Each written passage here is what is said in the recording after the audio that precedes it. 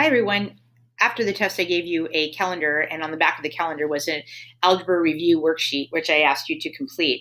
So we're going to go over a few of the topics that are on the back of that sheet, graphing linear equations and composite functions.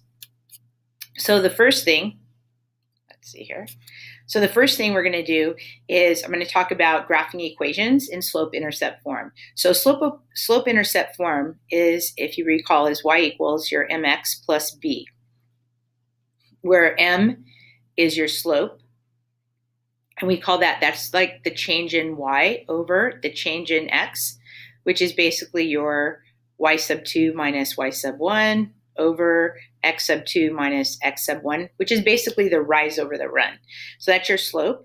The b term in this case is, or in all cases, is always your y-intercept. Okay? And that's basically where you're going to graph, where you're going to start your graph for the y-intercept.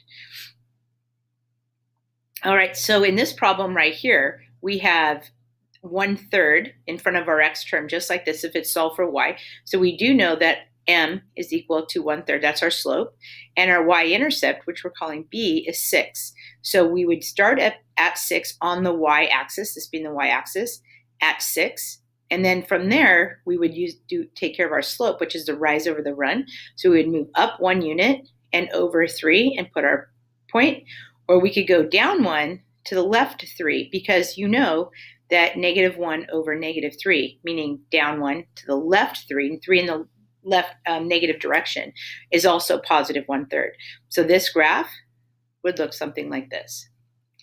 For this problem over here on the right, where it says y equals -2x minus 5, again, already in slope-intercept form, I would say that label my slope as -2 over 1, and my y-intercept is -5. So I'm going to start at -5 on my axis, one right here. And then from there, I'm going to go my slope direction. So that's going to be down 2 to the right 1. Now, know that if for my slope, I also could write that as 2 over -1, which basically means up 2, but then to the left 1. So my graph is a negative graph. It does look like this, and it is going in the negative direction. Now, graphing vertical and horizontal equations, x equals 4 is a graph that's going to cross my x-axis at 4. It's going to look like this, and that value that it's going to cross through is 4. If you notice, the slope for this equation is I do have a rise. We'll call it n value. Not sure how many I'm going up or over, but in this case, going to the right, which is my rise over my run, I have no value. So anything divided by 0 is what we call undefined. So in this case, my slope for vertical equations, my slope is u, or what we call undefined. For this equation, I have y equals -3. So in this case, here's my y-axis. My graph is going to go through, pierce right through at -3. So it's going to look like this. That's the equation for y equals -3. Now, if I asked you what the slope was, again, the rise, I have no rise, but I do have a run. I'm moving over to the right, so n value. So 0 divided by anything is 0. So if I asked you what your slope was, you would say for this equation 0. Now, these equations right here are equations already in standard form, which means standard form is your ax plus by equals c form, where this term right here, the a term, always has to be a positive integer. Integer meaning it's going to be a whole number. So several people will take this and they'll say, well, I'm just going to solve for y and put it in slope-intercept form, which is what we just did on the previous page. And that way they have the slope, they have the y-intercept, and you can graph it that way. So if I were to solve for y to put it in slope-intercept form from standard form, I would first move the 2x to the other side, and moving it to the left, or excuse me, to the right side is going to subtract. So I have -y is equal to -2x minus 7. Now, I would go through and divide by -1, and so I'm going to get y is equal to positive 2x plus 7. in which case I'm going to start up 7, 1, 2, 3, 4, all the way here. And then from here, I'm going to go my slope. So my b term is 7. That's my y-intercept. And my slope is 2 over 1. So I would go up 2 to the right 1, or I could go in the negative direction to 1. So down 2 over 1. And my graph looks like this. Always check too to make sure if my slope is positive that my graph is going up to the right. For this problem here, if I were to graph this in standard, or it is in standard form, so I'm going to graph this in slope-intercept form. So I'm going to, again, solve for y. So I have 3y is equal to negative 4x plus 6. I have y is equal to negative 4/3 x plus 2.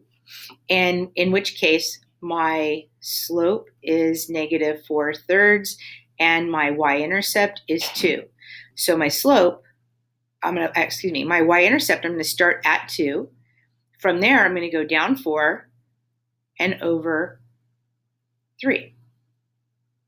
So there's my graph of my line. Does have a negative slope, so it should go down to the right. Another way to solve this is a lot of people will take 4x plus 3y equals 6 and actually solve it by intercepts, meaning intercepts are like these points right here where your graph is crossing the x and y axis.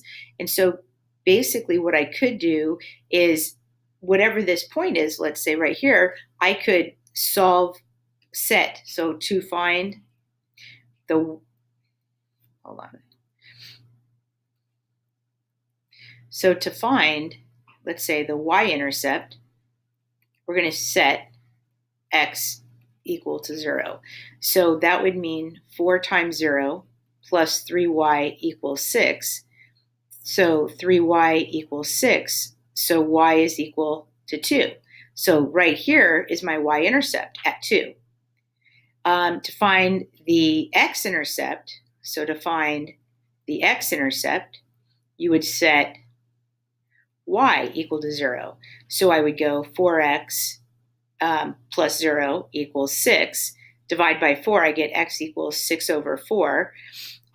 Dividing that by 2, I get 3/2. So my x-intercept is right here, and that's at 1.5. Okay, and so that's another way I could graph this. Okay. Graphing equations in point-slope form. The form for point-slope form is y minus k equals a times x minus h, where hk is my vertex, or is the point is a point on the graph. Okay, so hk being the, see if it says negative h, negative k, what that's really saying is the opposite of whatever value you have here for h, and the opposite for whatever value here you have for k. So the point that they gave me here that I would start my graph at is at the opposite for xy. So it's going to be negative 7, positive 2. So I'm going to go over 7 here and go up 2 here.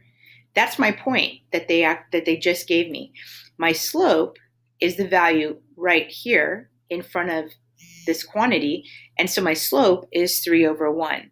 So this means that I'm going to go from the point that they gave me, not on the y-intercept. I'm going to go up 3 over 1, or down 3 to the left 1. So there's that graph. Okay, this one right here, this equation,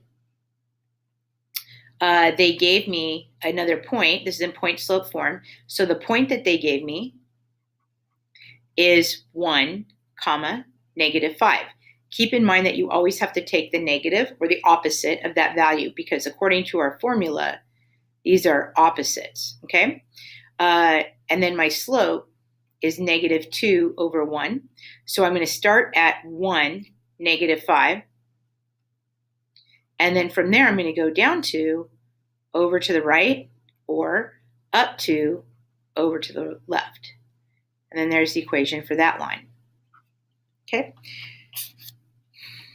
Now, let's talk about composite functions. And the way you would read this is f of x is equal to x minus 1, and that's a function, and g of x is equal to x squared.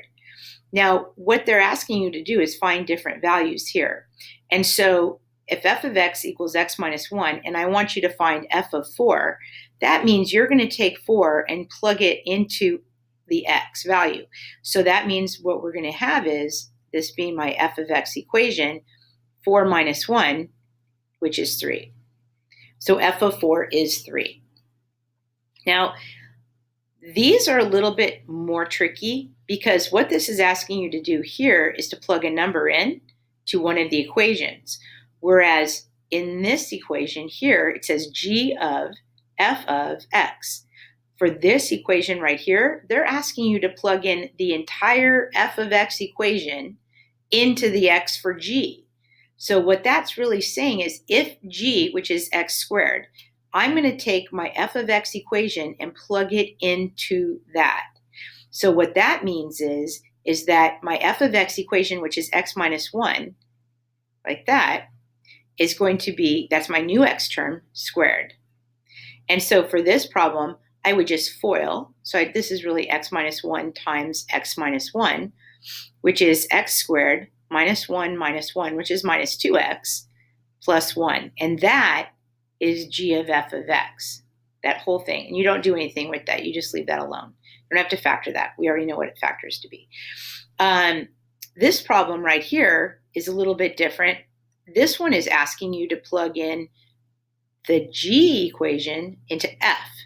So this being my g equation, so if f of x is x minus 1, whatever g is, which is this right here, I'm going to plug that in to the x. So what that means is I'm going to go x squared minus 1. And if I wanted to factor that, I could. That's just a difference of 2 squares. So that'd be x plus 1 and x minus 1. For this problem, this is asking me, and you always do inside out if needed on these problems. This is saying f of negative 5, get whatever that answer is, and then plug it into the g equation. So f of negative 5, we need to do that first. So negative 5, so I'm going to plug that in to the x minus 1. So I have negative 5 minus 1, which is negative 6. So now I'm going to take negative 6 and plug it into the g equation. And so therefore, I have technically g of negative 6 is equal to negative 6 squared. And negative 6 times negative 6 is 36. Positive. Some more composite functions. This is f of g of x. This right here is the same thing that we just did on the previous slide. It's written a different way. Different textbooks use different methods, but this is another way to write it. So f of g of x. This is meaning the same thing as that. So again, this is saying take your g equation, the whole thing, which is right up here, and plug it into the x for the f equation. The x for the f equation is right here. So I would be saying 2 times my whole g of x equation, which is negative x squared plus 5, and then add 3. So I get negative 2x squared, I'm just distributing, plus 10, plus 3. So my answer is negative 2x squared plus 13. And then you box that up. This one, g of f of x, is asking you the same thing. It's saying g of f of x. It's just writing it a different way. And this is saying take the entire f of x equation and plug that into the x for g. So this one's a little bit tricky because it does have a negative sign in front of that. So we're going to set this equal to the opposite of whatever x is. What's x for the f of x equation is 2x plus 3 quantity squared. And then we need to add 5. And so this is equal to the opposite of this. I need to FOIL. And then when I FOIL that, 2x plus 3 times 2x plus 3, keep that in mind that you don't lose the middle term. That's 2x plus 3 times 2x plus 3. and then you have to add 5. So that's going to be 2x times 2x, which is 4x squared, plus 6x, which makes plus 12x, plus 9, and then add 5 here. And this equals negative 4x squared minus 12x minus 9, add 5. So our final answer is negative 4x squared minus 12x, and minus 9 plus 5 is minus 4. And this is your g of f of x, and box that up. These are some more examples of your composite functions. We have new equations. Our first equation is g of x equals 5x plus 1. And then my f of x is 2x squared minus 2. So I want you to find g of x first, which is this right here. And you're going to plug that into the f equation. So this is my f equation, which is 2x squared. So my x now becomes 5x plus 1. And then I have that squared, and then minus 2. So we have 2 times 5x plus 1 times 5x plus 1, which is 25x squared. 5x plus 5x is going to be 10x plus 1, and then minus 2. This becomes 50x squared plus 20x plus 2 minus 2, which becomes, these two cancel out, so my final answer is 50x squared plus 20x, and box that up.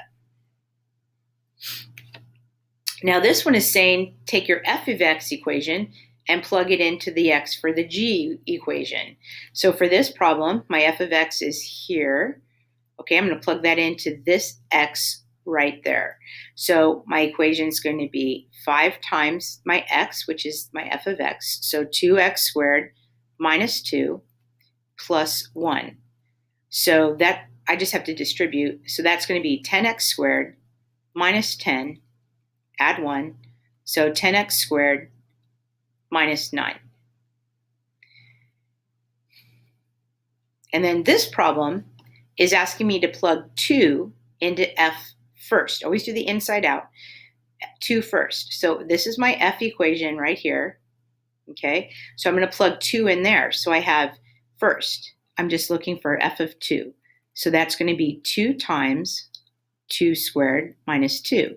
So you always do the exponents first. So that's 4. 4 times 2 is 8. 8 minus 2 is 6. So we have 6 for my f of 2. So now I take g of 6, and I'm going to plug that in here. So I get 5 times 6 plus 1, which is 30 plus 1, which is 31. Okay. Well, I hope that helps you complete the worksheet. And all right. Thank you.